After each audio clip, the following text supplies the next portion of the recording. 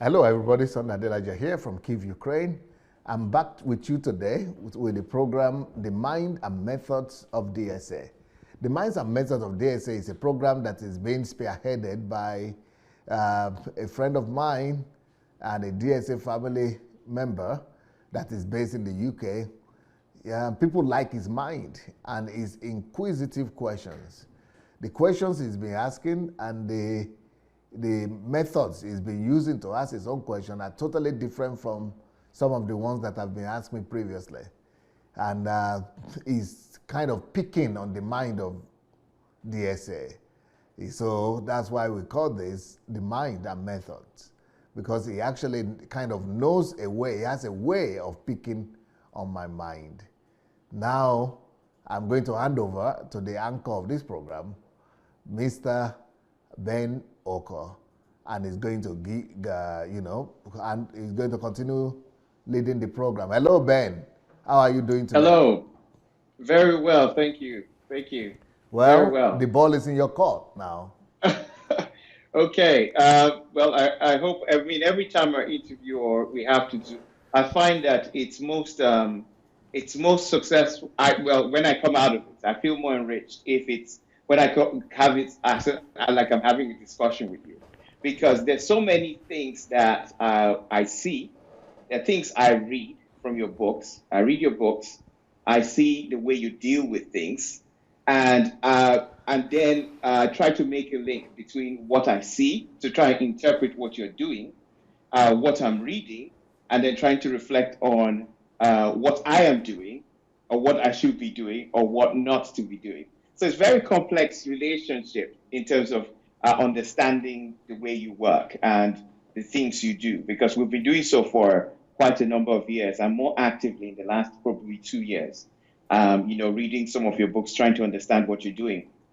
But one of the things to prepare for this, just to at least have a bit of background, because I know today's topic, life of a leader, is a big topic.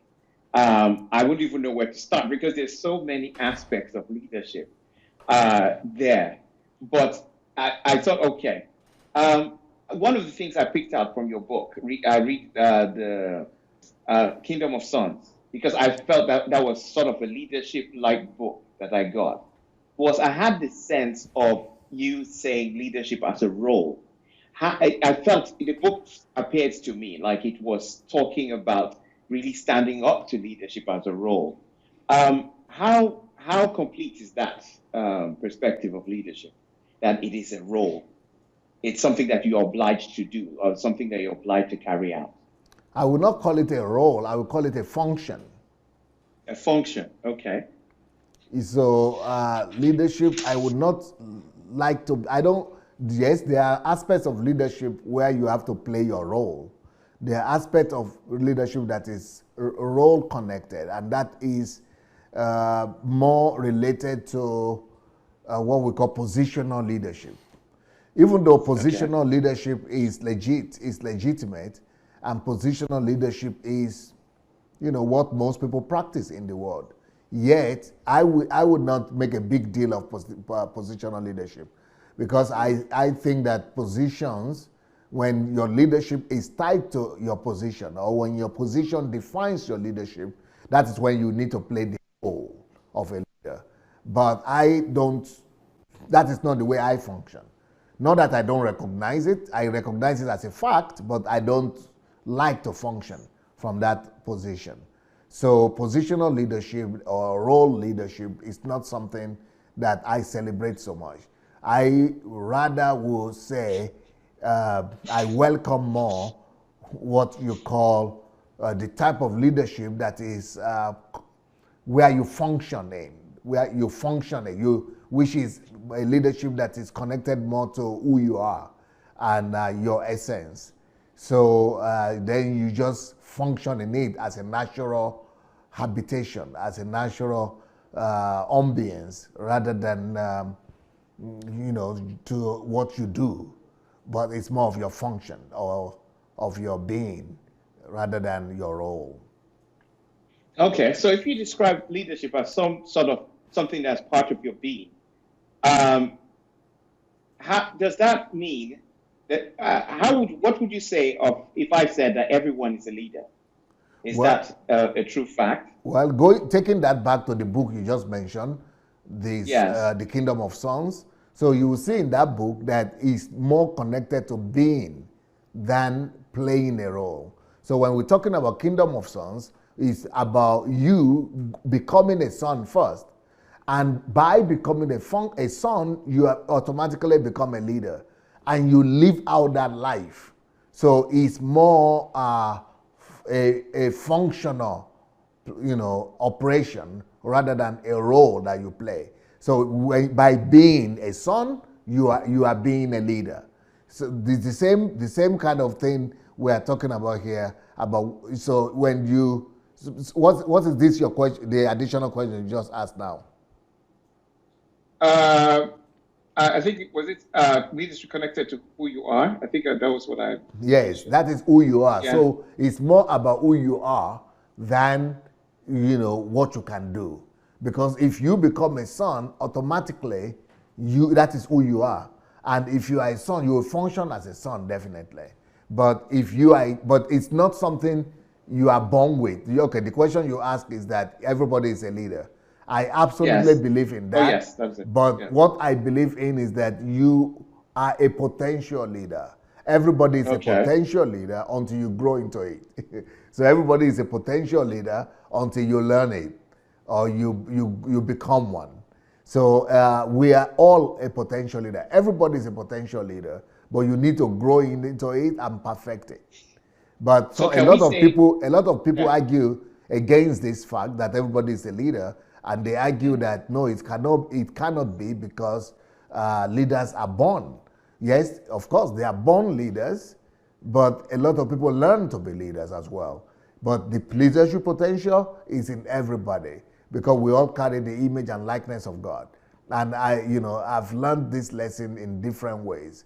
For example, in a family, most people would think that the leader is the husband, and the wife is not the husband, is not a leader. Even if she is the most docile and the most passive woman or wife, I tell you she's a leader as well. No matter how passive she is, and no matter how docile she is or laid back she is.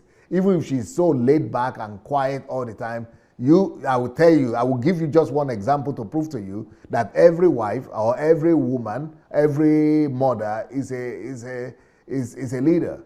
Okay, so let's say the father is a leader in the family, but once the father is out of the home, begin to study the woman. When a woman gives birth to a child and the child is just 1 month, 2 months, 3 months, see how the woman deals with that child. You will discover that she's a leader big time. And then when that child begins to crawl around the house and begin to weigh under 1 year and all that, you see, begin to study the actions, even of the most passive woman.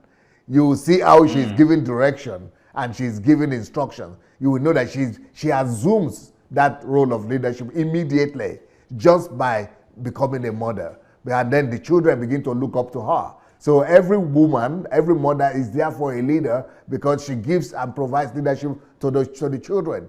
It's just I learned this lesson in a very funny way in our own church, because in our church I try to teach this lesson that everybody is a leader, but there will always be a group of people that don't think much about themselves.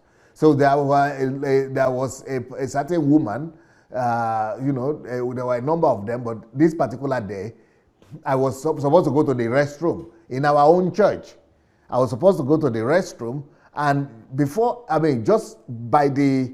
I couldn't enter. And there were about 6 or 7, 8 men standing to enter to go to the restroom. So I was asking, what's the problem? Why are you all waiting here? They said there is somebody inside, the cleaner. And this cleaner is one of the older women in the church that is just making extra money and cleaning the place. And she is the person that will never talk. She's the kind of person that would never really, you would never think that she has a mouth or she has a voice. She's like somebody you would never pay attention to. But so I just say, okay, well, is she inside? They said she's inside. So as I tried to open the door, I just wanted to open the door. I thought when she sees me, she will allow me to go in. So as I opened the door, She just said, who is opening that door? I told you people that this place is being cleaned up. It's break. Go out of there. I couldn't believe it. She kept all 6 men waiting. And I understood the reason why immediately. Then she lifted up her head and saw that I was the one. She said, oh, Pastor, I didn't know that. Well, I said, but you have been working on you for 3 years to become a leader, and you say you are not a leader. Is that not leadership to keep all these people waiting? And even me now, I have to wait because you are the leader here. We have to listen to you. That is leadership. You see, everybody assumes that position of a leader when they are in their own space, when they are their own place. And when she got to her own place, to her own territory, she did, that leadership potential came out of her. But I think that example is a very good one because it helps to understand this, what you were saying. Because I wanted to ask you more about this concept between functional and positional leadership as you described.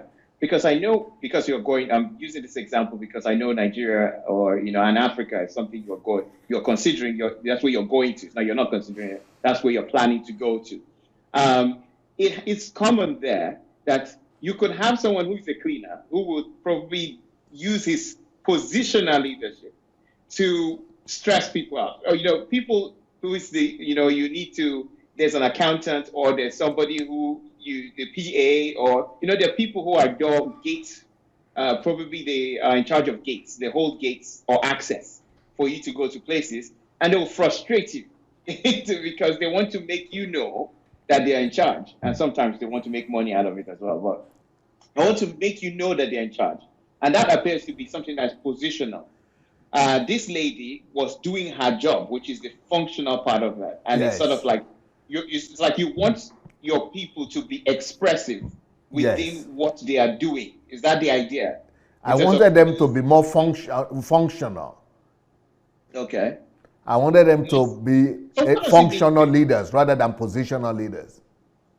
So can you elaborate what this functional leadership is? Because you want someone to be a functional leader. You earlier said that it's about them being. They have to become. So yes. That's why I wanted, for example, the woman, I wanted her to believe in herself, that she's a leader, and that leadership is inside of her, and she could operate as a leader every time, but she shied away from it all these years, because I wanted her to take responsibility in every area of life as a leader. A functional leader is who he is.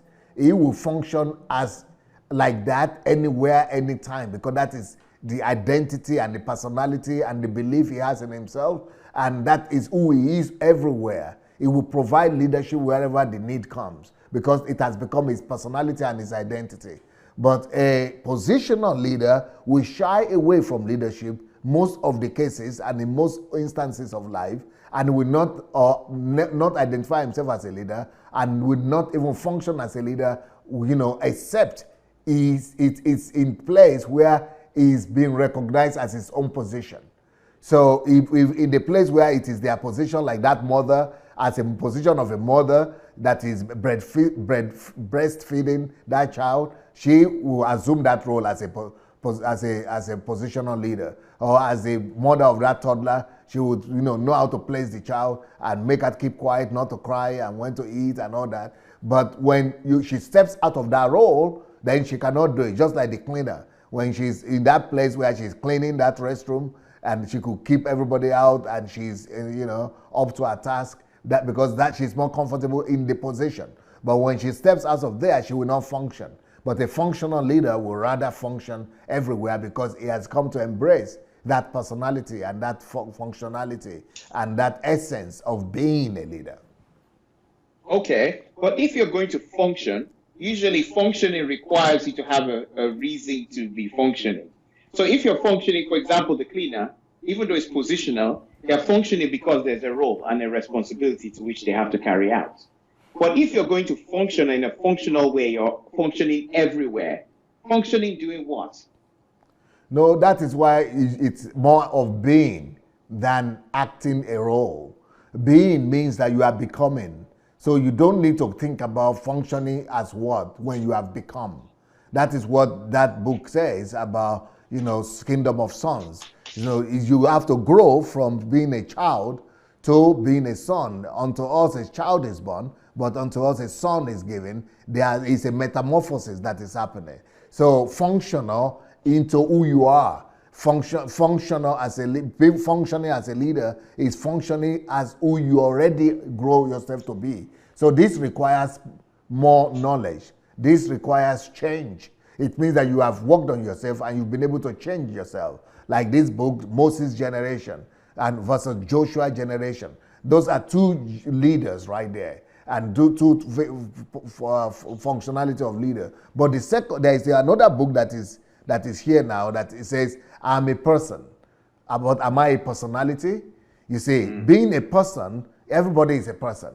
But to become a personality, you've got to become. And a process of becoming means you are working on yourself to become. And you are changing definitely to become. So becoming is more, it takes more than just functioning. I mean, it's more than position, playing a role, sorry. It's more than being in a position. It's more than just carrying out instructions. So functioning as a, to function as a personality, you've got to become that personality first. So once you have become that personality, you can function in it anytime, because that is who you are right now, because you have become. It could have taken you years to become. It could have taken you years to study, to adapt, to metamorphosize, to change, to becoming that personality that we are talking about. But, that is why a functional leader is much more a greater responsibility than a positional leader. Wow. So you can't be functional as a functional leader if you're self-conscious.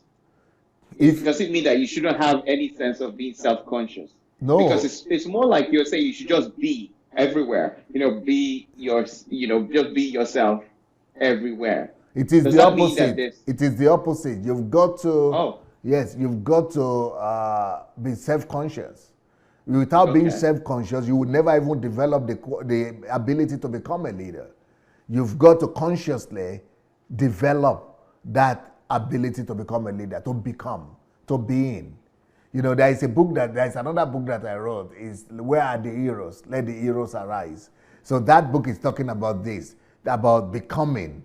Because the fact that you are an individual, just like the other book says, that you are a person, doesn't mean that you are a personality. So when you become a person, for you to even become that personality, you have got to be aware that you are not a person yet, a personality yet. You've got to be aware. You've got to be awake. You've got to know. Just like this other book that we are going to talk about, Let the Heroes Arise. Where are the heroes? You've got to know that I'm not a hero. I want to be. Then you begin to build your assets. You begin to add value to yourself to become that kind of person. So it's about becoming consciously. That becoming has to happen consciously. And it has to start from the awareness that you are not what you want to be. You have to consciously wake up to become what you need to be. So therefore, you need to be aware of needs. Because I noted this as needs, because you have to be aware of the needs, the things you need. To be aware of needs, you need to have an ideal.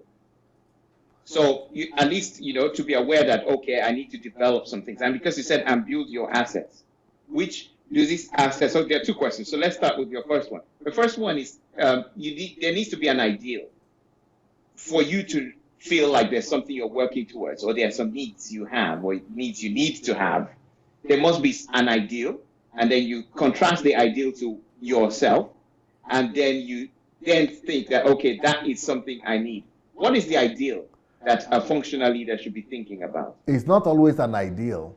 It could be, it's just being provoked to the awareness that you are not who you are supposed to be. You are this our talk today is bringing to mind a lot of books, because those are the things that I do. I make people to become from who they are to become their better self. There's another book that I've written that is called Create Your Own Net Worth. So that is the process. So for people who don't know how to become, how will I be able to create? You either get that book, I'm a person, am I a personality, or you take the other one, Create Your Own Net Worth. So everybody can actually create his own net worth. But you might not know the ideal of the ideal place you are going to, or the ideal that you must be, but at least you have to be aware that you are not the best of you could become. So the ideal has to be connected to the ideal you that God has created, the ideal person that God intended you to become. And so it's enough for you to build and to create a better self.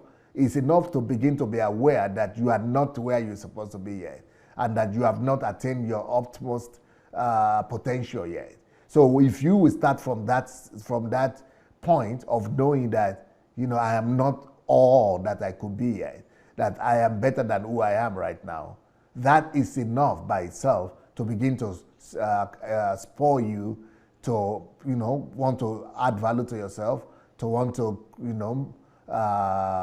create your own net worth, to want to become a personality, and to want to improve and move forward.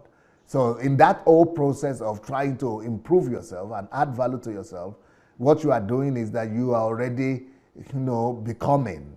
You are becoming. You are in a transition from a person to being a personality. So that is the whole process of change that has to happen to you first. And yes, that is so. Then as much as you know that you are not where you're supposed to be yet, and you need to improve yourself, the more you grow in that awareness, the more you work on yourself, the more you become. And one day you just discover that, you are functioning as a leader because you have worked on yourself, you've added value to yourself, and now you could do what others can't do. You can see the needs where they are, and you see that you'll be able to provide solutions and answers while others are not able to do anything about it. So it's about growing from just being a person to becoming a personality by creating your own net worth. And how do you add this value to yourself? Because why I'm asking that is because when I listened to that Kingdom of Sons, the book, it gives the idea that you should, it was giving challenge. There were many parts of the book where there are challenges that are thrown out. For example, you have this thing going on in your society. How is that happening and you're there? And it was like, wow, to take on some of these things that you are saying that should be taken on, you need to be very strong to be able to do that. Yes. How do you develop yourself? Because is it just simply, reading the books? Because these things, you said in a part, I think I wrote it down, that it impacts on your identity and your personality. Now, to change your identity to your personality, that means whatever you're thinking about has to almost affect your subconscious. Yes, It definitely. It can't just be surface knowledge. So how do you get things into your subconscious in a way that this is effective?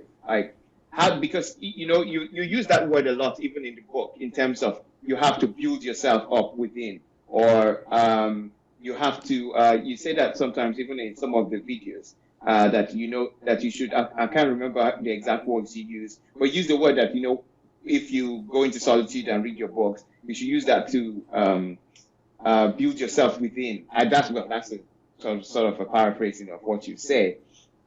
Is that what it just takes? Just take the tapes or the books and just listen and just try and put some things in practice to become that? Because it looks like something that could take a long time. Well, I just, look, as we are talking, I just picked up my iPad and I wanted to do an experiment. And the experiment I'm doing is that I just put my name, Sunday Adelaja, and I wrote one word, value. Value, okay. Yes. So one of the things that came up is how to work on yourself and add value to your life. Ooh. Wow. You mean on Google? Yes. Was it a search? I just did a search on YouTube. Okay. So everything is there from A to Z. What did you see? What came up there? Value. I just wrote Sunday Adelaja and I wrote the word value. But value, if it will even be better if I put add value to yourself. Okay. Let me do that. Add value to yourself. But even if it's just with the word value, you get all the Okay. answer to that. I'm So, doing that. I can see it. How to work on yourself and add value to your aha. you can become anything you want. Success is hidden in the place of pain. You see? Convert your life into a system. You. Wow. A lot. Think of it. How to increase your net worth. You see? Add value to any sphere. Woo! Okay. So yes, I definitely can did put the this. link. Let me tell you what I just did. Sunday Adelaja, add value to yourself. I got some of the Yeah. things you got, but I got some that you didn't get. It says how to work on yourself and add value to yourself. I got that one. I got another one. Convert your life into a system of value chain. Your net Okay. worth depends on your added value. How to reclaim your lost years. You can become anything you want. Convert your time into a treasure called, So yeah, you cannot miss it. You cannot miss it. For anybody So that is really hungry, that really wants to add value to himself, all the steps are there for them. So when we started this interview, we started from leadership. Then it went on to functional leadership. You differentiating positional leadership from functional leadership. I will come back to the positional leadership, so at least we get to understand in what ways that is, and if something's wrong with it or not, or if it's okay to position, why you don't want to accept, why you choose to functional and you appear to ignore the positional leadership. We'll talk about that. But then we now come to value. So what role does value play in leadership? Because I remember when we started the discussion offline before starting, I did mention that leadership is such a wide concept. I didn't know where to start when you're just thinking about it, talk less of discussing it. So where does value fit in the whole sphere of leadership? Yeah, because, okay, I told you that to become a functional leader, you've got to grow into it. You've got to grow from being a child that is born, or being, until us a child is born, until us a son is given. So you've got to grow. Just like it says of Jesus, Jesus grew and the son grew in wisdom, in understanding, and in stature. So you've got to grow. So how do you grow? You grow by adding value to yourself. That is how. It's like bricks.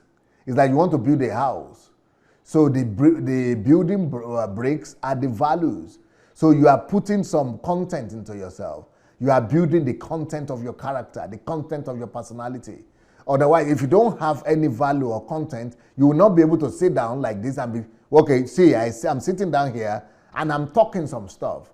Things are coming out of my mouth. I came here, I don't know what you are going to talk to me about. I don't know what question you are going to ask. I'm just sitting down here. So why am I so confident? And what am I talking about? How do I know what I'm going to talk about? How do I know that I'm going to be able to answer your questions? Because I've added value to myself over the years. I've become heavy inside. I have a lot of... That was the word I was trying to remember, heavy inside. Yes, I've put a lot of content in myself. I've built a lot of stamina. I've built a lot of weight. I've built a lot of muscles. I've built a lot of depth. I've put in a lot of cement, if you want, in my man. So you could just be looking at me and be seeing the caption of an individual, of a person, of a black man. But beyond that, there are a lot of depth inside of me. And it is only when I speak or write or I express myself one way or the other that you begin to discover that no, this is not just another frame of black man that is sitting before me.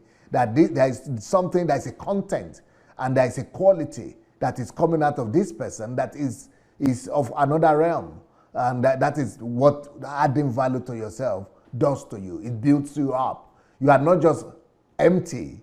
It's just like when people are building. I had the picture that's coming to my mind is a picture of, many-story buildings like skyscrapers. When that some of them, they first of all put the frame, just the frame like that.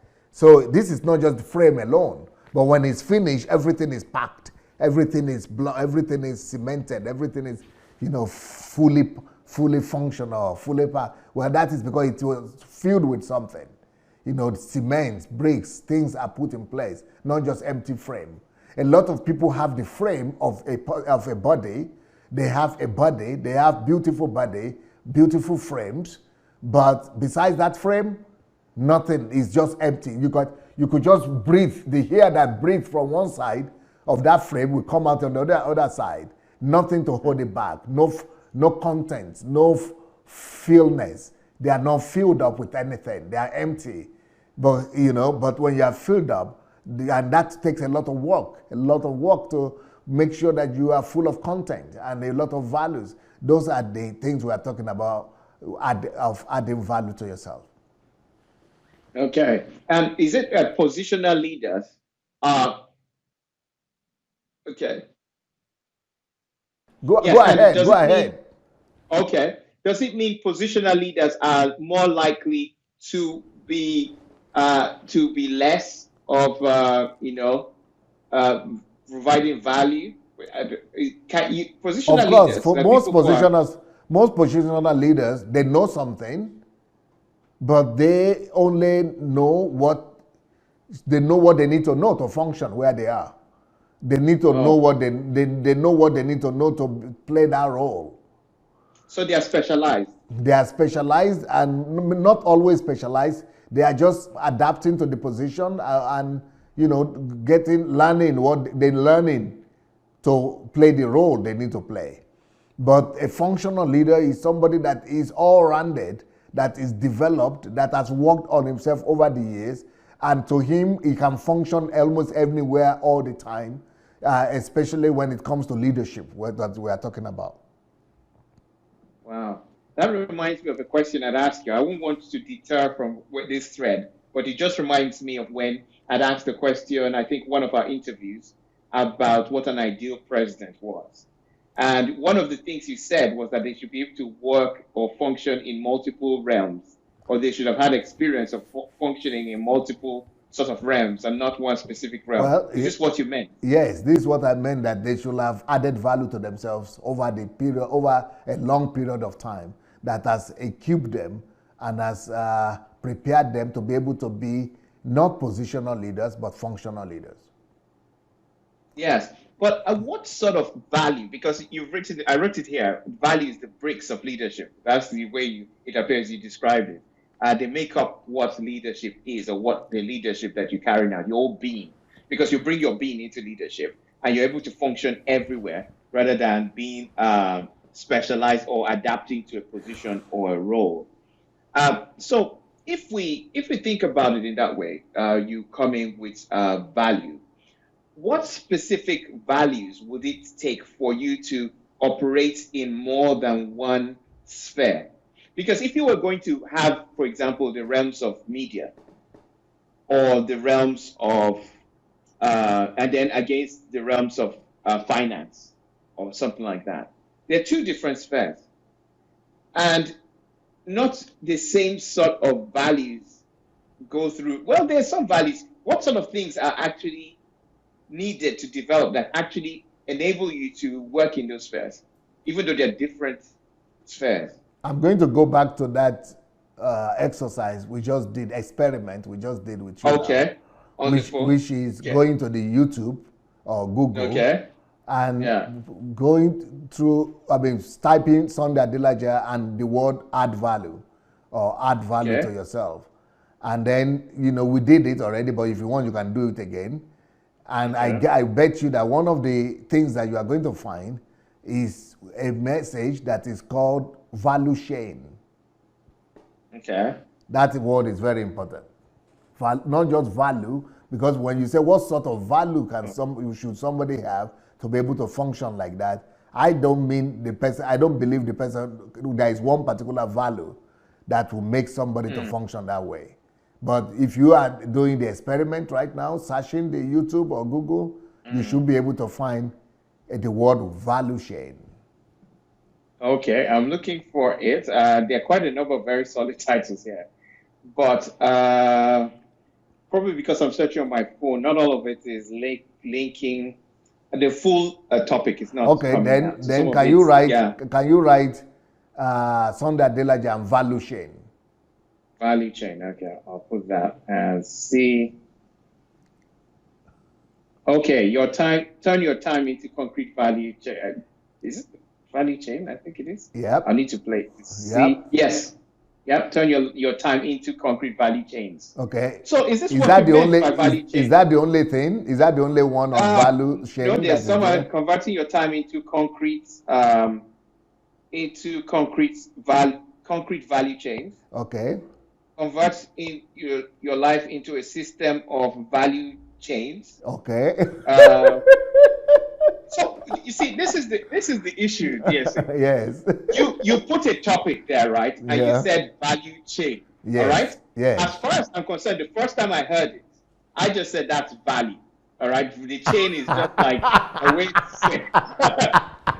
The chain is just there to make it interesting, or maybe some came out of one management book or something, to describe it, just like a system building, yard building at the end of system is just, when you say value chain, you actually mean something with it specific. Different. So what is value chain? Because we started with value, now it's turned to value chain. So what is value chain? What is this? That's if you have been listening to DSA over the years and you have been very diligent, you will know that every word that DSA speaks, that's why I don't try to be eloquent and I don't try to speak fast. I try to think about on every word that I use. And so I take my time. I would rather be slow and be selective. I'm very selective about my use of words. So you will discover that every word that DSA speaks, every word has a meaning. In fact, every word you can take to the dictionary or to the bank and break them down and write a book from every word. So every word that I speak, they definitely, especially if I put it in a title, ooh, you better take it serious. So this particular one, value chain, turning your life to a concrete value chain or your time to a concrete value chain, those are secrets right there. Because so for you to be able to function and to be able to, as a president, like you are talking about, that it's not enough to just have one value. And for you to be able to function on that level, maybe not as a president, but on the level of somebody that is a country shaker or that is a mover and shaker or a history maker, you've got to begin to think on the level of not just values, but value chains. Okay. So what is a value chain? Because I know what values, at least you've been talking about what values are. So what is this value chain? Okay. In terms of how does it link? I know what chain is. Yes. I know what the value, I have an idea of this value. Yes. At least it relates with character. Yes. It relates with character. Does anybody have a chain there? But how does it become a chain? Chain. Yeah. Okay. Let me see if anybody has a chain there. Okay, the way the chains are. Chains are connected like this. Yes, they're connected. Yeah. And they're connected. Different ones and connected and one the other. You have a chain, give it to me. Yeah. So value chain is one value that is developed to track. Okay, this is not. It has to be. Value chain has to be connected. From it means that you make up your mind to develop. So I have a small chain here.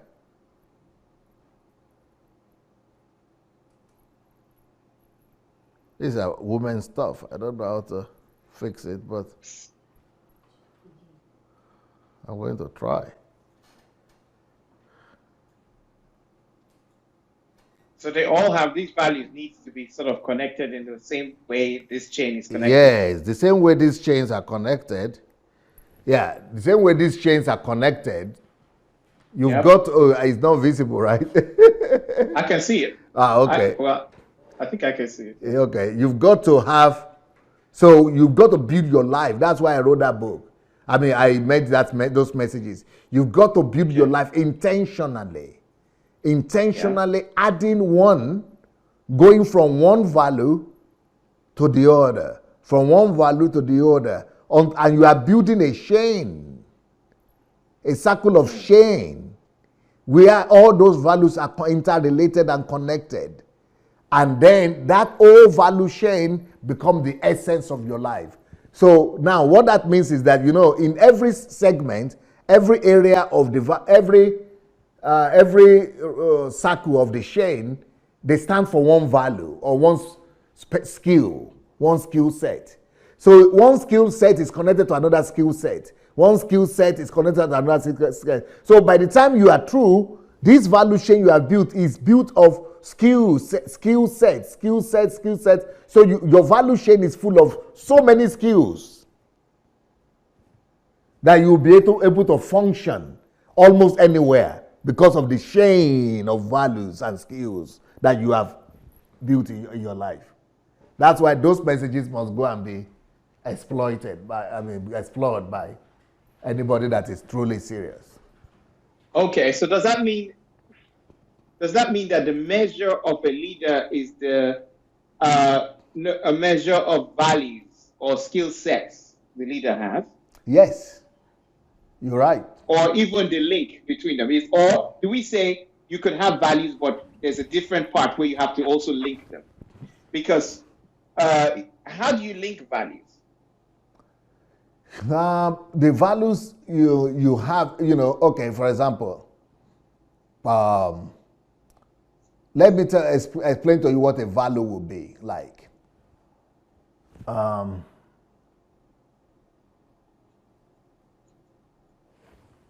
just trying to think of something.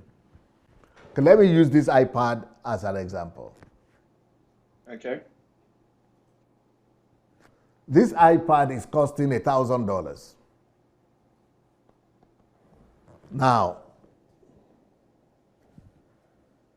this another set of iPad that is similar to this, yeah, could be costing $100. There is something that makes one iPad, two iPads. You have another iPad there? Can I have it?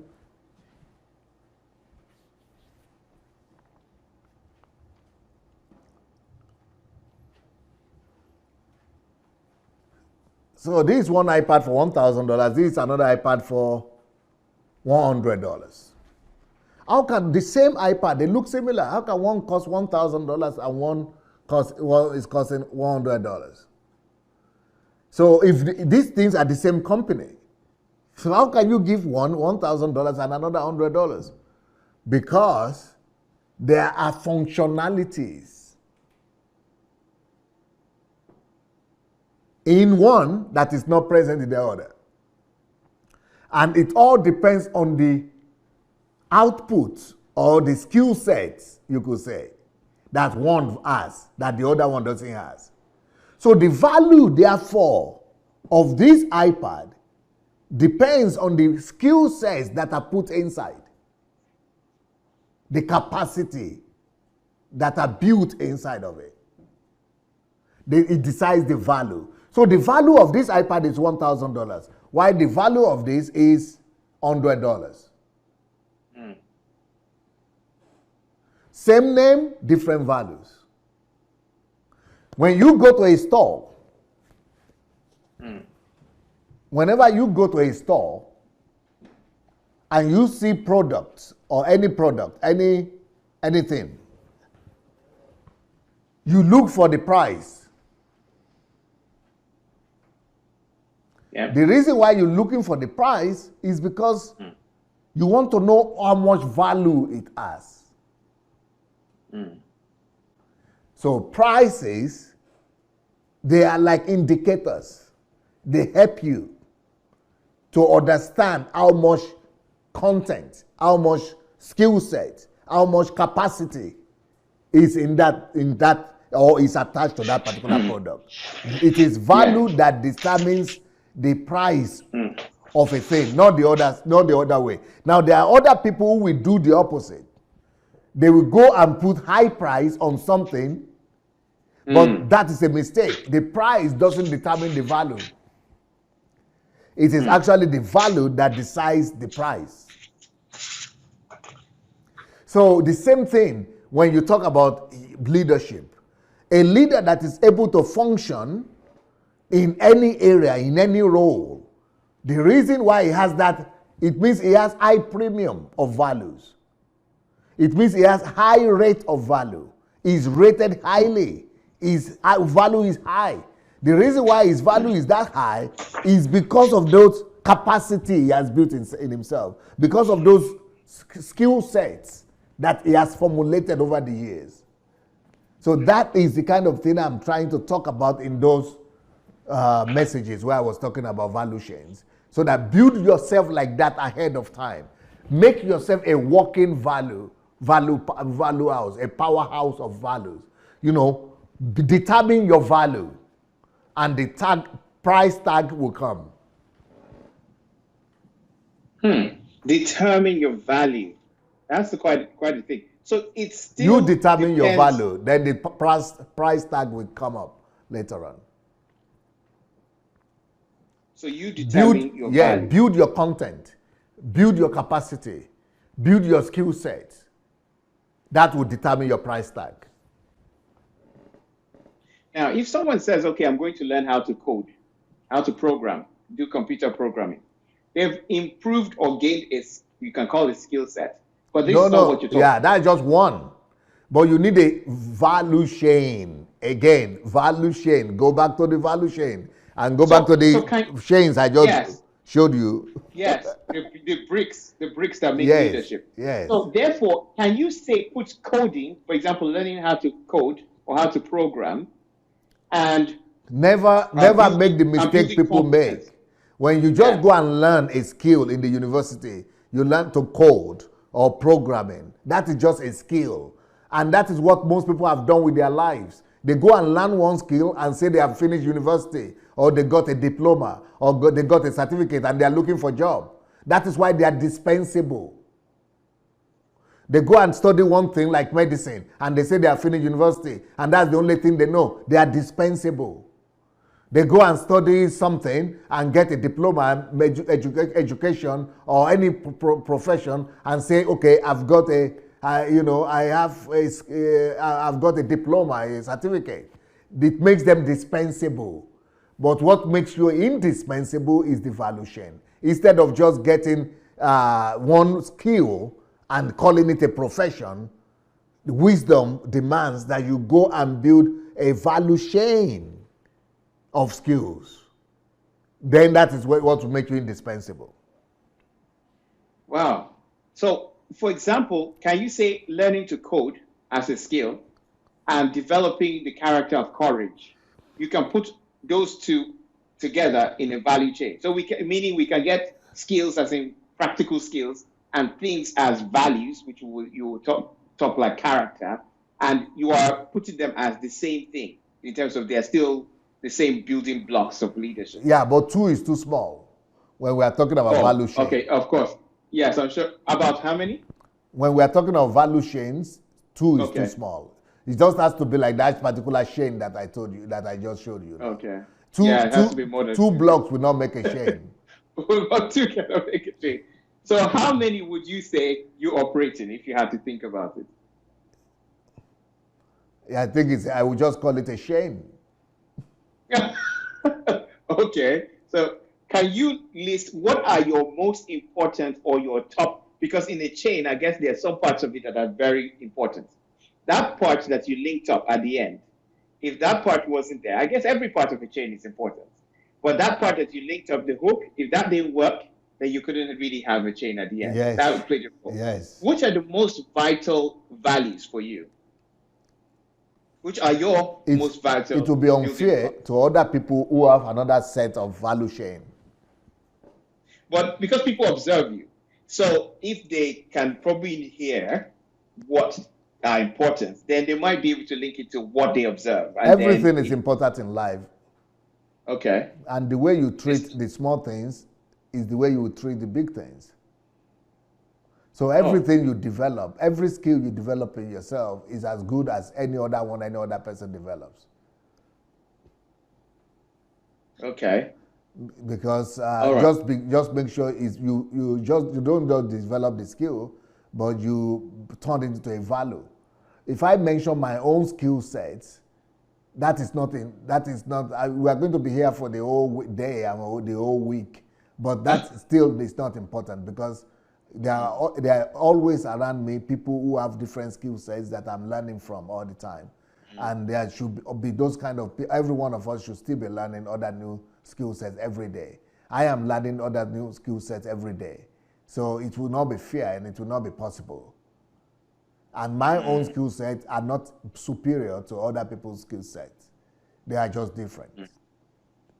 Just different. So we all have to just develop skill sets according to your intuition. According to your intuition, according to your calling. Things are buried in all of us. And those things that are buried in us are calling out. And they are pushing us all the time. They are pushing us towards what to develop, towards what skills to develop. Because it is your calling and your inherent mission in life that will push you to your own value chain. Just follow it. Just develop them. So follow your intuition. Your intuition leads you into knowing, where into what you should be developing, value chain, into the values. Oh, your own type of chain. So that's why we all have a unique type of chain. And we all have different sort of chains. And that's why we will always need one another. Why do we need one another? Because of the differences in our chain. We will always need one another. Okay. That's why I wrote the book, The Law of Difference. I think, today, I don't know why. I'm mentioning a lot of books, because this topic is touching on a lot of aspects of life that I've already written about. So this is called the Law of Difference, that we will always be different, but there is something inside all of us that is pointing us, pushing us towards a particular line of growth and development that it will be unique to us. But does it mean that we will only seek, when you said we need others, does it mean we need others that have enriched value chains? Or because what value is somebody with just 2 chains? Well, if someone has two links in his chain, if someone has 2 links in his chain, does it mean that you avoid people like that? You don't avoid them. All of us are not all of us are not short of people. We all have a lot of people around all of us. We all have people around us all the time. You see people all around you all the time, but you pass them by. You don't see any need to learn from them, to hear from them, you don't feel they're adding to you because of that exact thing you said, because they didn't develop the value chains. But when you feel and you see the people who have developed their own value chains, you don't want to leave them. You want to keep on talking to them. You want to keep on receiving from them. You want to keep on learning from them. That is the difference. So it's not just people. That's why this other book that we are seeing here, I'm a person, but am I a personality?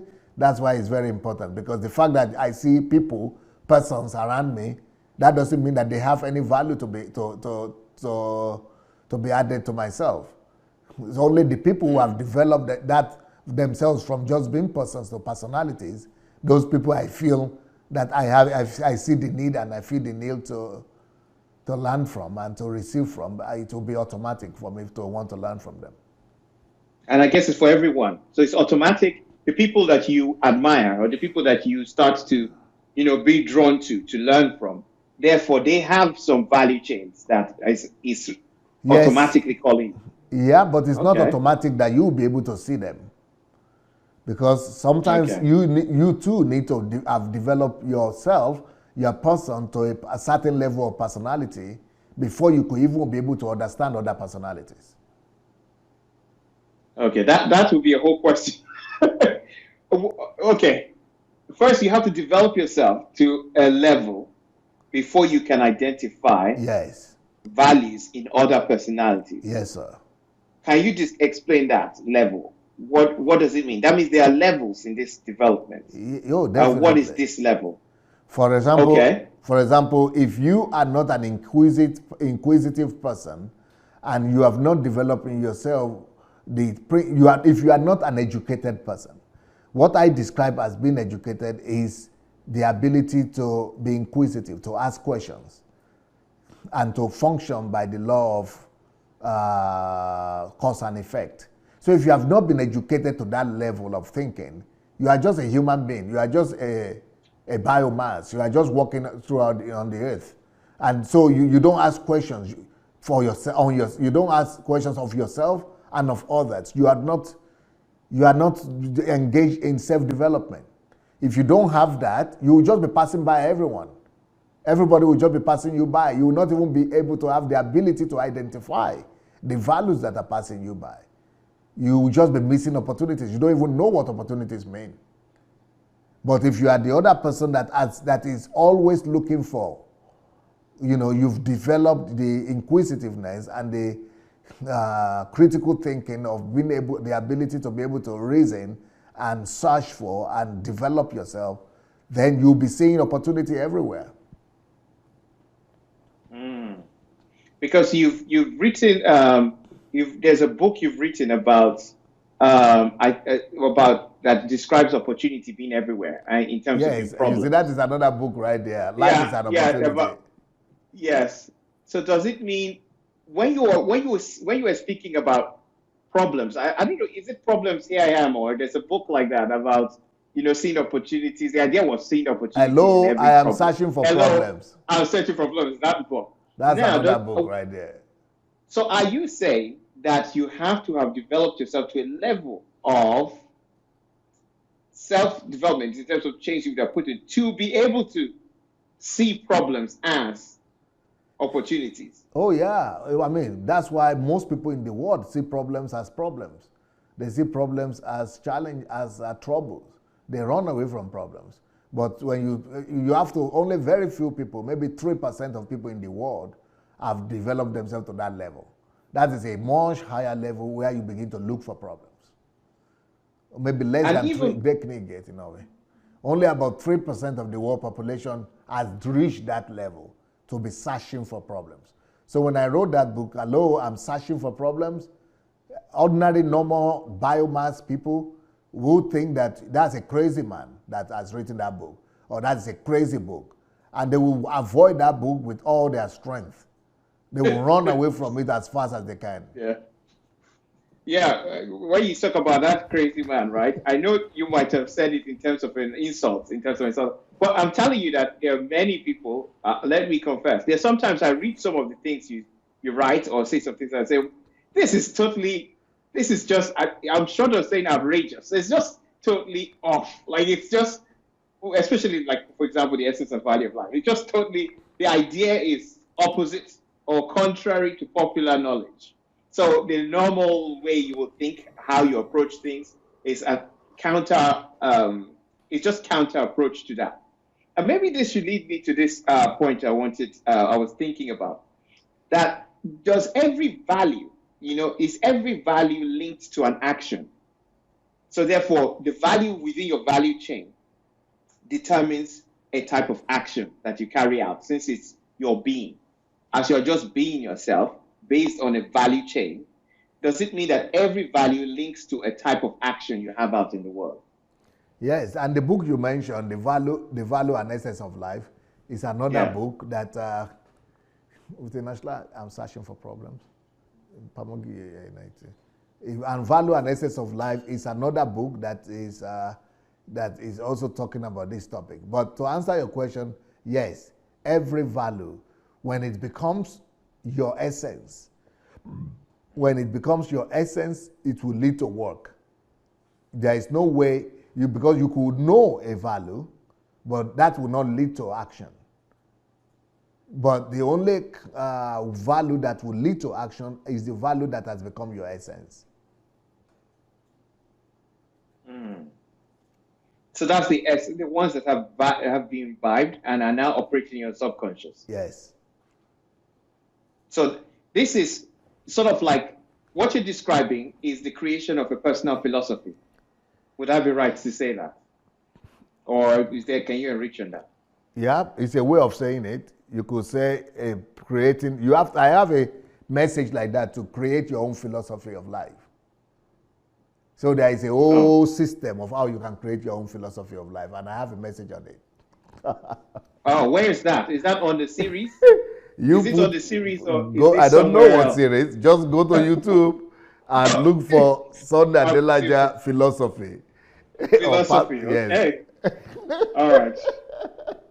All right. Now, let's talk about one aspect that I've observed about. The essence and value of I men want. stand up. Yes. Okay. So, the Essence of Value, that's a very good book. That's one of the books that I've not managed to come up from. But I wanted to just an observation. Would you, if I described, what would you say if I described you as that you have an aspect of being combative? Oh, Would yes. that be right? Definitely. Okay. Oh, wow. Without that, I would not be who I am right now. Without Okay. that, I would not even be doing what I'm doing at all, and I would have been erased from the surface of the earth without being combative. I am definitely Okay. combative. So being combative, is survival, or is this something that's attached to value chain or value in your value chain? No, it's a value in my value chain. Oh, it's a value. Yes. So being combative because I think it's viewed as a negative value by a lot of people. You only need to see the comments. Oh, they say, what's your business? Oh, what are you doing? What is this? You're causing a lot of trouble. This is, this is not Christ-like. Okay, so you are saying that you have a value chain for combat. Yes. There's a need to develop combat. Not just being combative, but being militant as well. What? That's even worse. so combative and militant. Yes. Okay, let's differentiate those two. What is the difference between combative and militant? There is not too big difference. It's just being intense. I'm just intensifying the word. I'm just making it. If you say being combative is negative, so I want to let you know to make it worse for you, that I'm not just combative, but I'm also militant when need be. But it's just one set of skills or set of value in my value chain. Why is that important for a functional leader to be combative? If Jesus had not been combative, he would have had the courage to go into that temple and confront those sellers and those merchants who have merchandised the church and the temple, and he would have had the courage to come out of there. And if Jesus had not been combative, he would have been able to face the challenges of the vision of the people and be able to challenge and speak truth to authority. So Jesus needed to be combative to be able to fulfill his mission on the earth, to be able to function as a kingdom representative. But it's just one because of his skills. When you look at Jesus, the Bible says that the symbol that God, the Bible sometimes describes as Jesus, says that he has the two. It's like somebody that has different kind of faces. Sometimes you see the Son of Man. He has a face of a lion. Sometimes it's like a face of a dove. Sometimes it's like the face of human. Sometimes it's like the face of different kind of faces. So that means that those are different value chains right there that even Jesus carried in himself. Wow. I want to talk about this idea of faces, because when you say faces, a face is almost like a personality in a way. Yes. Or so it's like multiple personalities. No, not or personalities. Is it a form of development? That's why I call it value chains. Skills, value chains. That's why I said, for you to be able to be a mover and a shaker, you need to function not just in the area of having value, but in value chains. So whenever Jesus needed to be a lion, like in that temple, he would be. Whenever he needed to be soft like a dove, you will see him like that as well, so loving. But he's the same person, but you must know what skills to apply at a particular time. Okay, I'm going to come back to this, but just so I don't lose thought, there was a question I wrote earlier, because you said being combative leads to courage. I used the example of Jesus. No, it's the opposite. Okay, so courage leads to being combative. Yes. Rather than combative leading to being courageous. Yes. You've got to develop the value of courage in yourself, and then being combative with the action. Because you had asked me, does every value lead to actions? Action, I say yes. So that value is courage, and the action is combativeness. And that's just one of it. That's So just one. combativeness, is it just courage? Or are there other things that go with courage that leads to that sense Yes, of anything combativeness? related to courage. It could be boldness, it could be courage, it could be audacity, it could be inner strength. You know, that is what will lead you to combat, and fearlessness. Those things will lead you to being able to be militant and combative when necessary. You've differentiated fearlessness from courage. How is that? It's similar, but I'm just trying to find synonyms. Okay, to enrich it. Yes. Okay, and you talked about inner strength. One is because when we started offline, before we started, you talked about this having tough skin to be able to survive the feedback or the what would I call it, repercussion of sometimes when you say something, there's a whiplash effect here, and people just, it goes back, you have this hit back. And you said you need to have thick skin to be able to survive. Is that that's inner strength, or am I describing it in the wrong way? Yes, that is inner strength, but that inner strength is coming out of the value that has been developed. Okay. So, because we are talking about my video that I did addressing the Yoruba leaders. Yes. Because people used to think that I was just a churchman, because they are now used to me. Before, they were just thinking I was just a good pastor, a successful pastor there. You know, nobody knew anything about me, really. They just knew that I was a successful Nigerian in Europe. But they didn't really know who I am. So when I started calling out the pastors, they were saying, wow, this guy is tough. He could really call out these people. But, well, they thought that is just in relation to pastors. And that is, he's done a good job, and that's, oh, he's so bold. But they don't know that I go beyond that. See, people are more comfortable when they put you in a box. So now that they see me calling out national leaders, not just religious leaders, but national leaders, to them it's a shock. And it's another crisis that people have to cope with.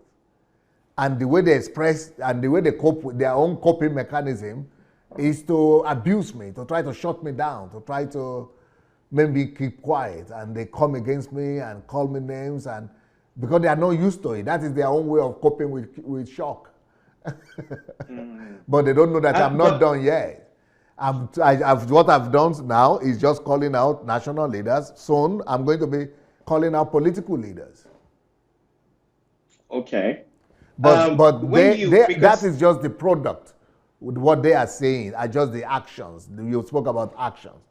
But that is not what really matters for me. Those things don't describe me. They don't determine who I am. What really determines who I am are the value chains that are inside. So once I have the value chains already developed, for me, what I do are just the consequences. They are just the results.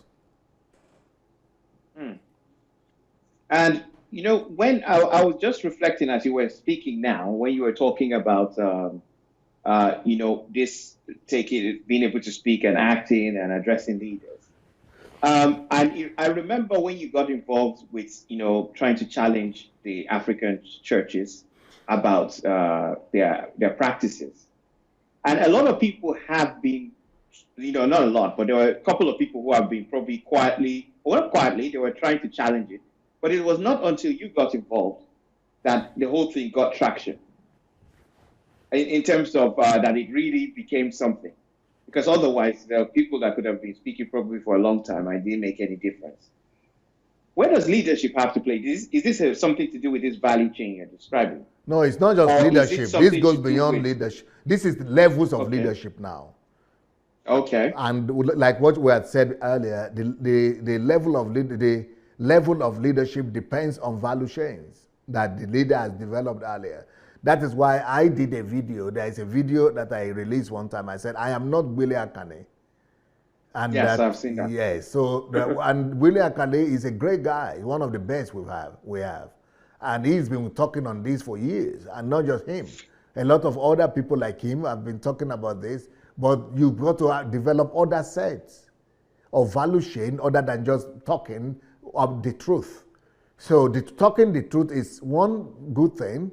It's a great thing to know and to be able to know the right thing like himself and doing his best. But that it will not cause the kind of earthquake and traction that will cause a fundamental change in the way everything is done. So there's a different set so of when value. when I say that I'm going to Nigeria and I'm going to change Nigeria, people will just think this guy is just bragging. Well, because that's what they know. That is the level they are. When anybody takes responsibility to that level and say, I'm going to change a country, the level they are in is that level where that is just bragging or pride. That's just being pompous.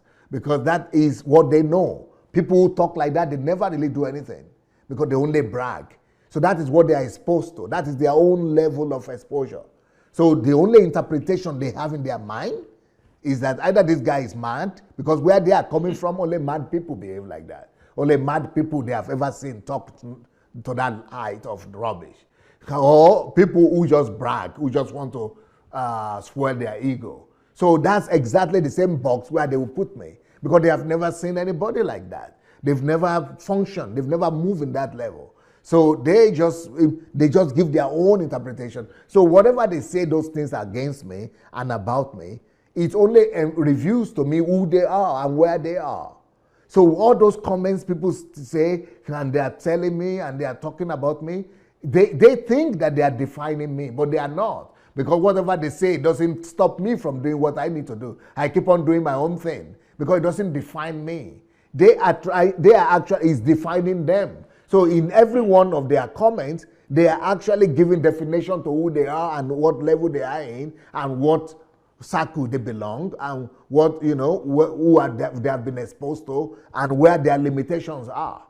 So they only expose themselves at the end of the day. So it's a good opportunity for me to hear their comments to be able to see where they are.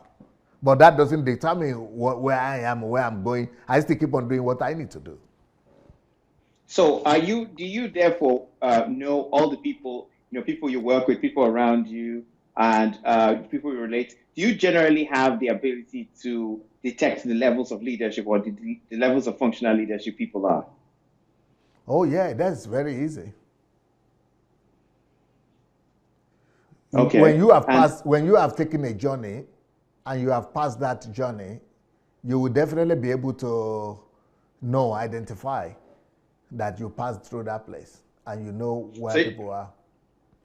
Okay, so you can say, okay, that one is 50. Well, this person is 20 years away from the development level that you've actually got. You remember, when I was probably 15, that was when I saw that last. Or that reminds me of my 21-year-old self. Yeah. Well, that's the sort of way that you tend to see it. Yes. Wow. Okay. But that's a good thing because that then helps you to know how to help them. Okay. Yes, because then you've been through that, so you're able to help them through your own experience as well. Yes. Okay. When I had this idea of asking about leadership, I wasn't expecting the distinction between positional and functional leadership. What I was expecting was something on servant leadership, which is why I say you can't really assume what you're going to say. Servant leadership leadership is a good thing, but it's more something you can read in a book. You can go to YouTube now or go to Amazon and just put servant leadership. You'll find hundreds of books. So many, yeah. So, but when I talk and when I write my books, and they are not things that you could go and pick up any book on the topic. If I write any book or I do any video, they are not things that you can just go and pick up anywhere. Anything I speak about, you will not see them anywhere regularly, randomly like that. So when you want to talk about leadership, even though I have a topic on servant leadership as well, for people who want to talk about leadership or know more about my leadership philosophy, I have a whole series on leadership. A whole series, maybe about 100 hours of teachings on that, maybe 50 hours. I think there are about 30 videos or 40 videos on leadership that I have on YouTube. Leadership is called Leadership is a Ladder. A leader is a ladder, sorry. It's a ladder. And this is another interesting thing. You put a title. You said we should take note of your title. So your titles are very important. So if you Yes. say a leader is a ladder, I remember the first time I actually heard that. I thought, okay, maybe this is why this is very open and very helpful. But it just sounds wrong because usually when you hear leader, it's more control, it's more in charge, it's more direction. Probably conflict might even be more combative. Will probably even fit more into it. But ladder, I'm starting to understand because ladder, where do you want them to get ahead of you? Because another thing was the other time when we had the interview 300, you were talking about 300 years one. You said that, oh, I have to go think 300 years ahead because I'm a leader. And I think I noted that's what the reason for this particular topic. Because you said you have to go 300 years so that, and then you mentioned something, I don't know if I've used the right words, but you said so that the people behind you can have something to eat or something to feed on. So that I stopped. I said, okay, but I didn't want to ask that there because you would have taken it in a different way. So I said, okay, let's leave that for another day.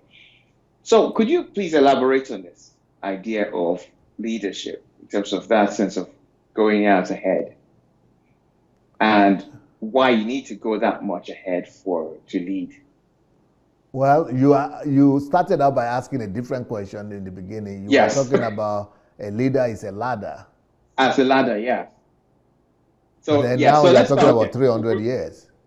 Yeah, yes, because this how it's modeled in my mind. So probably we start because I think what I'm doing is contrasting the concept of a leader as a ladder. So a ladder to where? Is it to where they are meant to be? Well, I have a whole series on it. Like I said, there are over 30 Okay. videos there. Definitely, you'll be able to learn a lot more about it from those videos.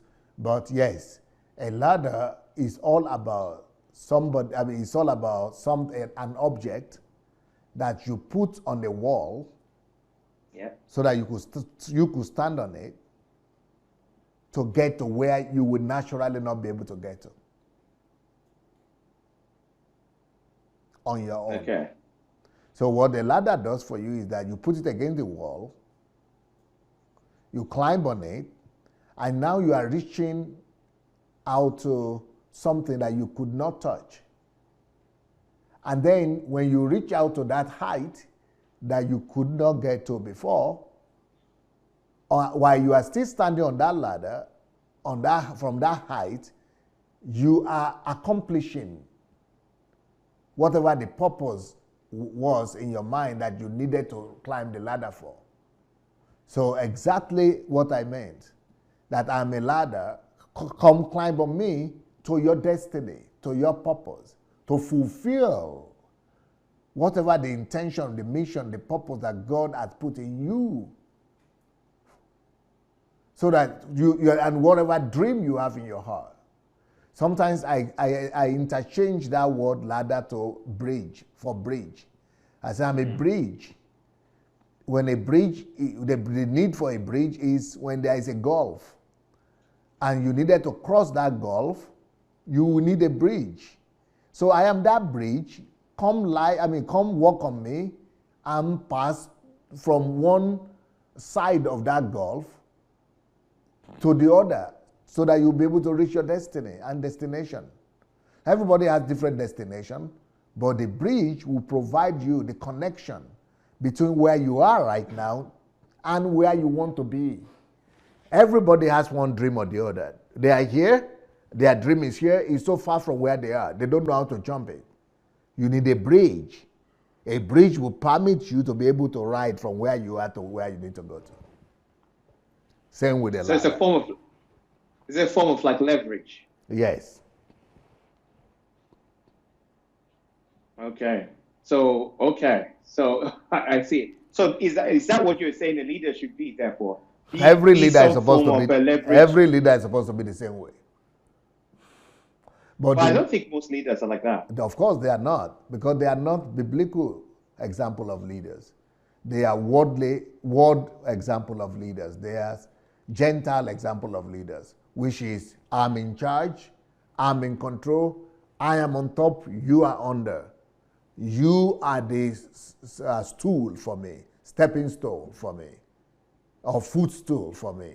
So leadership in the way we see it contemporarily right now is a footstool leadership. I am the leader, I stand on top of you. That is what leadership is right now in the world, unfortunately. But because our time is coming to an end, though, let me just make a small announcement for people who might want to call into the program. So anybody that is watching us right now, if you would like to call into the program, we are nearing the end of this program. So please go to Facebook Messenger. And when you get to Facebook Messenger, look for Move Agents.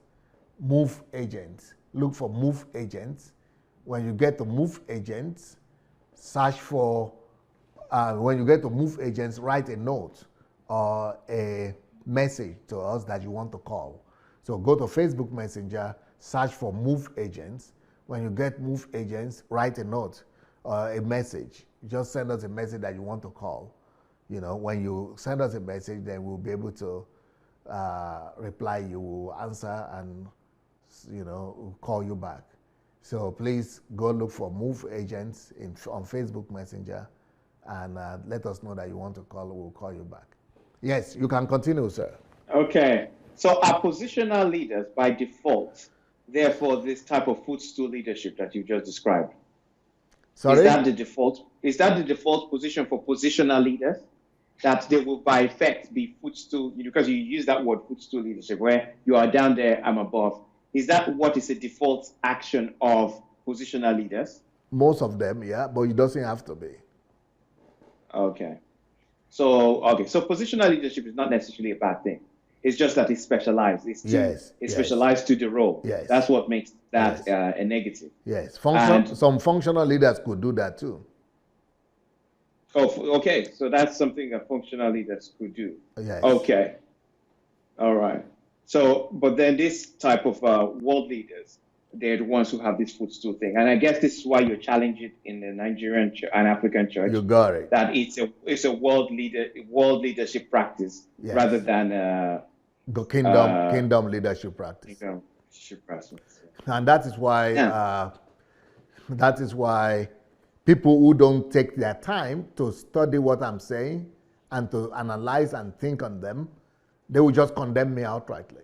Because that's what they know. That's where they're coming from. But if they will be more detailed and be more careful like yourself, then you will know where I'm coming from too. Now, there's another thing that I've also noticed, that you tend to want to enforce. Why did you talk? Why do you stop talking? Go ahead. Oh, okay. You tend to want to enforce. So to enforce things. So you have this idea of enforcing kingdom. You talk about that. So you say, you want to go ahead and enforce. And when I looked at your book on the kingdom of sons, there's a lot of things about saying this is decaying, that is there, we're meant to go out and repair, those type of things. So leadership, is that a key part of leadership, this idea of just enforcing things? Because if you are enforcing, there's always something that's already there. So it means conflict. So does this therefore relate with this combative thing I was talking about? Is that the purpose of the combativeness in terms of having to enforce all the time, enforce a kingdom way on the world? Yeah, because you are talking about kingdom of sons. So, and you are also talking about the kind of message that I preach, which is I'm representing the kingdom of God. And what the kingdom of God is supposed to be is a kingdom that is the ideal. And this kingdom is supposed to replace the kingdom of this world. That is where the role of enforcement is here. Okay. So let's say we have sorrow. We are bringing joy to replace sorrow. So that would make a conflict. There must be a conflict there. But it's a necessary conflict because anybody that is occupying the place that you want to come and take over will not give up easily. So enforcement is how the kingdom of God is done. The kingdom of God comes by, he said the kingdom of God is, what does it say, suffers violence, and only the violent will take it. So it is only through violence, through force and assertiveness. It's only through assertion that you'll be able to bring the kingdom of God. He said, go, I give unto you power. I give unto you authority, power. Go and step on scorpions and snakes and all the forces of the enemy. Stepping on those things is enforcement. It's not retreating, it's advancing, it's an attacking position. So being nice all the time is definitely not an ambition of a leader. You have to be nice also if you want to become a ladder. You can never function as a ladder if you are not nice, but that is one function. That is one aspect of your functionality, of your skill set. That's why I say don't just go ahead and specialize in one skill or in one value and then stop there. It's got to be a shame. So as you are nice, as you have been the nice part of you and the kind part of you, so also you must have the assertiveness when necessary. Wow, this is I've really learned a lot from some of the things you said today, particularly functional leadership.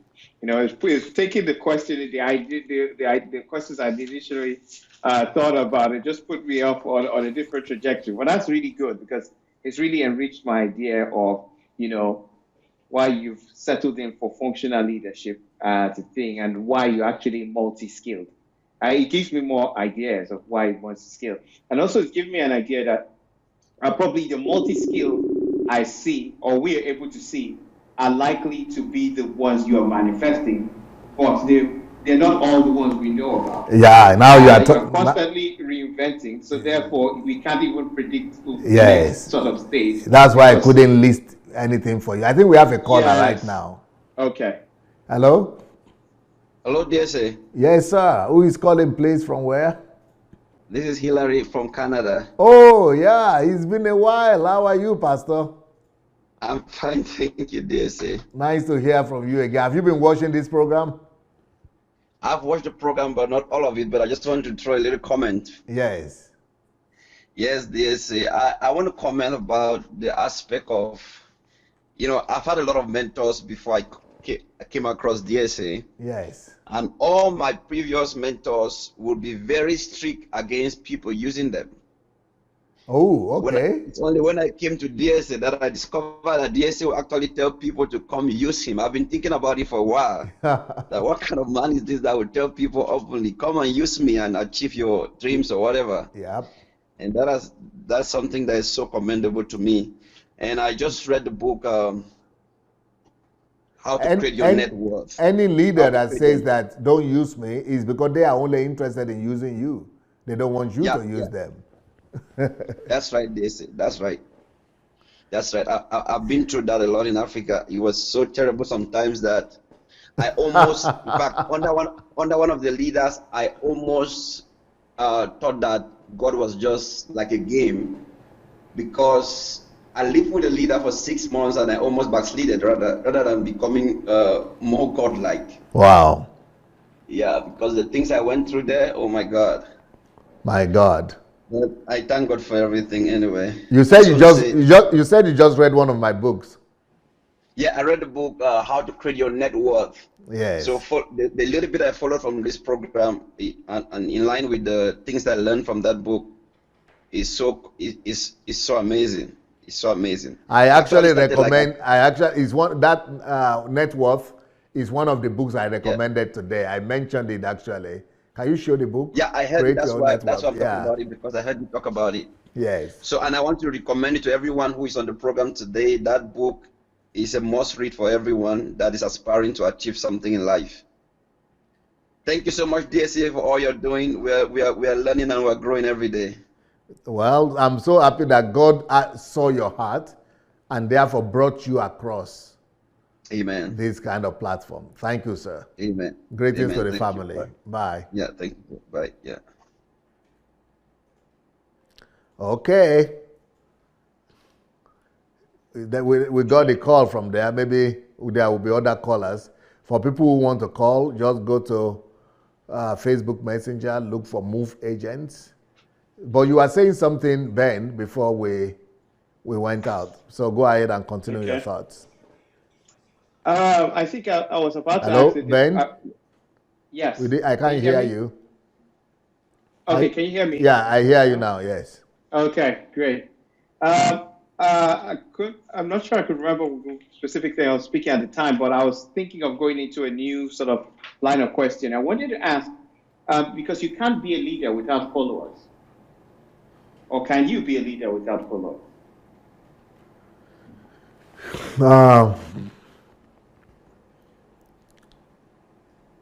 the end result of a leader will have to be followership. But Oh, it will not always start with followership. oh, so you could have like a nomad ranger leader, like just walking alone out there, and he's still a leader with nobody. Yes. Okay. So Especially if no one wants, because yeah. there are stages in leadership. So you could be a leader, and at this particular stage of your life, maybe you are adding value to yourself and you are more concentrated at building yourself. So that time you might not really have people following you, but it will be temporary. I think we have a caller now. Hello? Hello, DSA. Yes, is that Mrs. Adeola? Yeah, Adiola speaking. Yes, nice to hear from you today.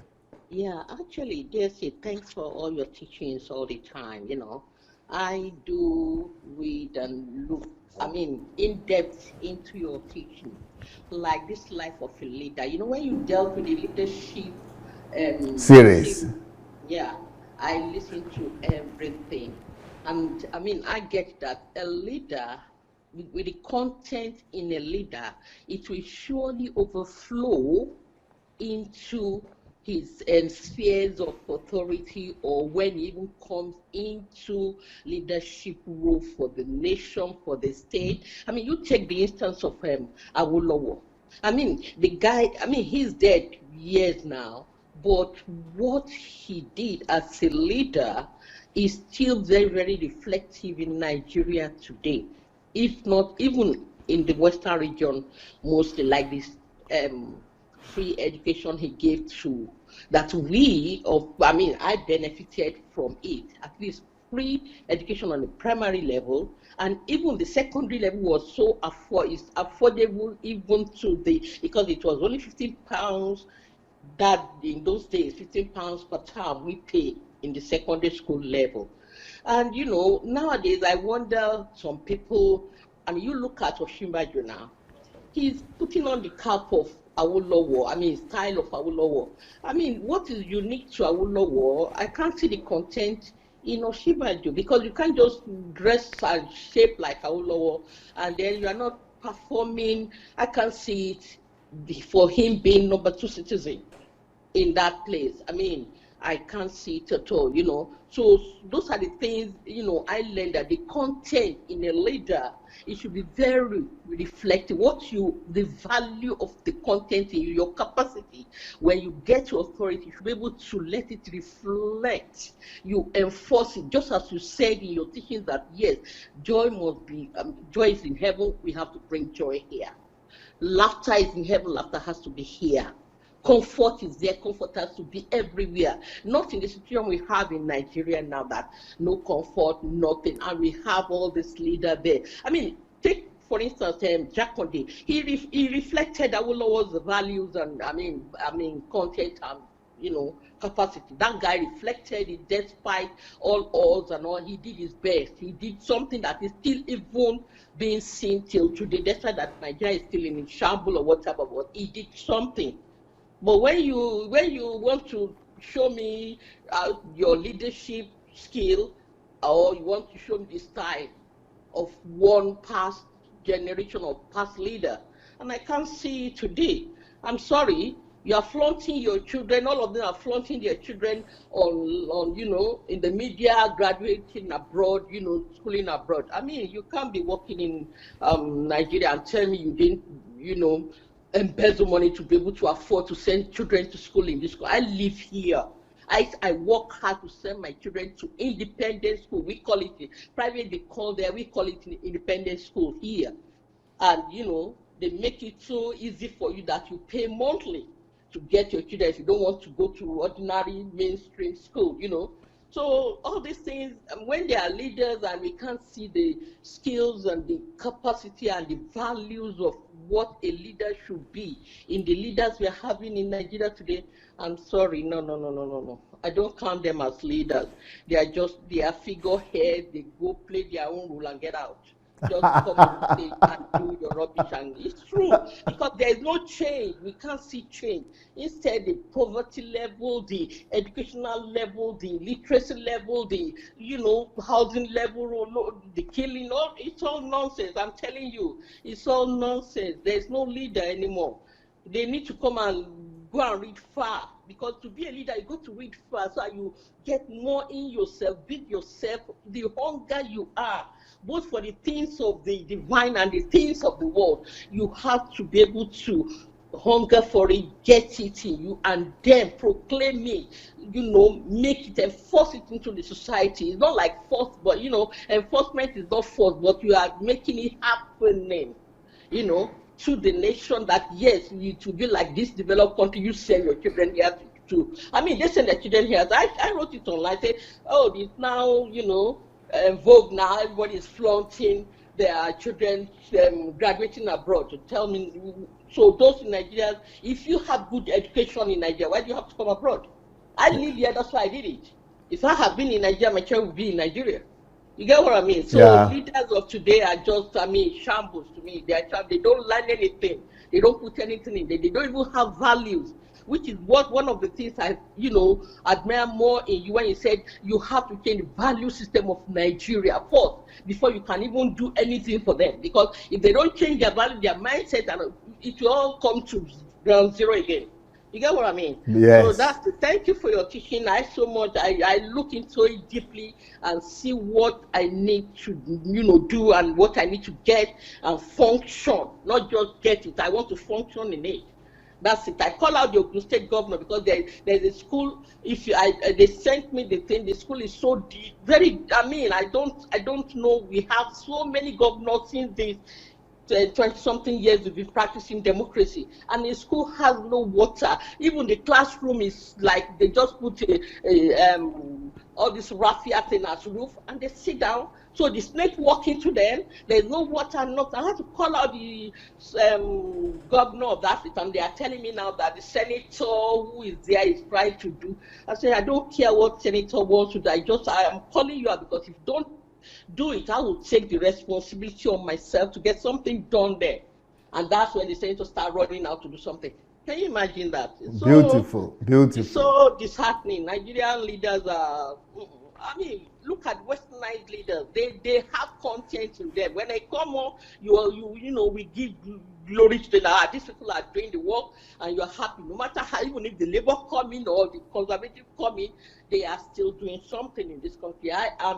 Same thing in the US and all over the world. But African leaders, they all need to be beheaded, I tell you. Rawlings did the right thing when Rawlings did what he did in Ghana. He did the right thing by just wiping a lot of them out in order for him to have the opportunity and chance to do what he needs to do.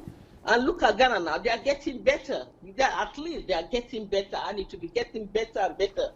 But if you don't start from somewhere, you get it nowhere, Thank you for your teaching anyway, DSA. Thank you so much. I understand the content that you have to put into yourself, the values, before your leadership can be effective. Thank you, sir. Thank you, man. Thank you so very much. Blessings. All right, Ben. I think that will be all for today. Our time is okay. Yep. It's up. Okay. What will you have to say in conclusion? Wow, I'd like to say, there's a lot that's been learned. So thank you again for sharing your ideas.